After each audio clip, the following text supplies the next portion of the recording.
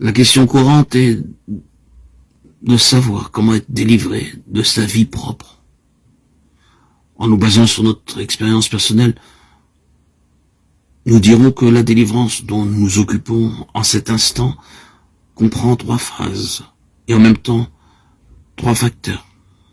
La croix, l'esprit, la contemplation du Christ glorifié. Veuille l'Esprit de Dieu illuminer notre témoignage.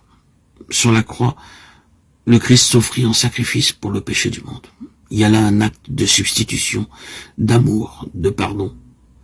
Mais j'y trouve encore davantage. J'y découvre en puissance les arts de ma sanctification. Relisons Romains 8, 3, 4. Ce qui était impossible à la loi à cause qu'elle était faible dans la chair, Dieu l'a fait en envoyant son propre Fils dans une chair semblable à celle des hommes pécheurs. Et pour le péché, il a condamné le péché dans la chair, afin que la justice de la loi fût accomplie en nous, qui marchons non selon la chair, mais selon l'esprit. L'œuvre de substitution d'abord, Dieu a envoyé son propre Fils pour le péché, puis celle de ma sanctification, dans une chair semblable à celle des hommes pécheurs. Sur la croix et dans la personne de Christ, la chair, la mienne, a été crucifiée. Comment m'exprimerai-je pour faire comprendre combien cette pensée a pénétré et transformé ma vie? Après la découverte de Jésus, mon sacrifice, ce qui influença le plus mon existence fut de discerner dans le Sauveur, sans péché, mourant sur la croix, l'effigie de mon moi pécheur, y mourant avec lui.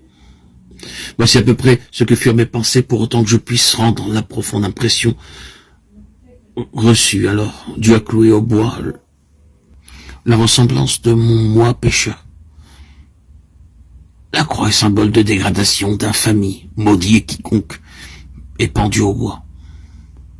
Si Dieu a passé un décret de malédiction sur une chair semblable à la mienne, bien qu'elle fût sans péché, combien plus doit-il lui sembler au Dieu que je chérisse ce moi pécheur, que je le développe et en fasse le centre de ma vie.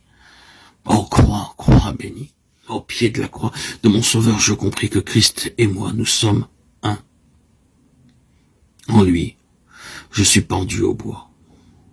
Désormais, j'en ai fini avec le moi, et me prosternant au pied de la croix, je m'unis à Christ en sa mort par la foi, je consignai ma vie propre à la croix.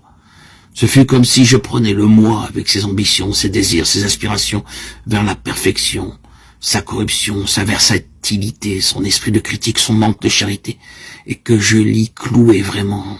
Je pris le misérable et lui dis, tu es maudit, tu mourras. Mon Dieu t'a cloué au bois. Viens, tu viendras. J'ai décidé la chose et de toute la force de ma volonté, de toute la puissance de ma foi, tu mourras sur la croix. Cet instant de ma vie fut décisif. Depuis, j'ai constamment crucifié le moi. La mort du Christ m'en sépare à jamais. Souvenez-vous de ce passage de l'Épître aux Galates. Ceux qui sont à Christ ont crucifié la chair et ses convoitises. Le temps employé dans l'original est l'aoriste, l'action continue. Ils ont crucifié. Ils crucifient. Vous me direz peut-être, pardon monsieur, mais vraiment, il me serait impossible de vivre de la sorte. À tout instant, je me demanderais si le moi ne se glisse pas ici ou là. Cette constante analyse de mes sentiments, cette crainte du moi me paralyserait. Ce que vous dites est loin d'être simple. Eh bien, je vous attendais là, mon ami. Autrefois, je pensais comme vous. Mais ici, l'Esprit de Dieu intervient en nous. Et j'arrive à mon second point. Si par l'Esprit vous faites mourir les œuvres de la chair, vous vivrez. L'Esprit a des désirs opposés à ceux de la chair. Ce fut par l'Esprit éternel que le Christ s'offrit à Dieu sans péché. Et c'est l'Esprit éternel en vous et moi qui s'oppose à la vie propre et la crucifie. Mais protestez-vous encore. Crucifier le moi me fera souffrir. Je me ferai l'effet de monter la garde auprès d'un cercueil et de surveiller l'œuvre de mort sur un cadavre. Oui, c'est cela en un sens, et cependant, c'est tout autre chose. Et j'arrive à mon troisième point. Jésus. La contemplation du Seigneur ressuscité. Alors que tout au fond de votre cœur, l'Esprit de Dieu lutte contre la vie propre, contre le moi et ses convoitises. Il révèle en même temps Jésus-Christ.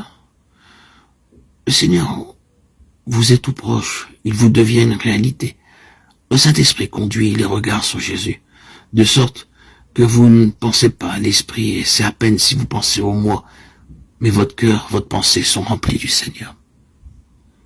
Oh, mes amis, pardonnez-moi d'exprimer de façon si imparfaite le plus sublime des mystères. Mais je prie que le Saint-Esprit vous révèle ce que c'est que d'avoir comme centre et comme source de vie Jésus. Jusque-là, le centre, le mobile, le principe directeur, ça avait été le moi. Ah, qu'il soit maudit ce moi, qu'il soit crucifié ce malfaiteur, ce Barabbas. À l'inverse de ceux qui demandaient à Hérode l'élargissement de Barabbas, nous disons à mort le malfaiteur, à mort le moi, à mort, et que vive le Christ. Non pas Barabbas, non plus moi, mais Christ.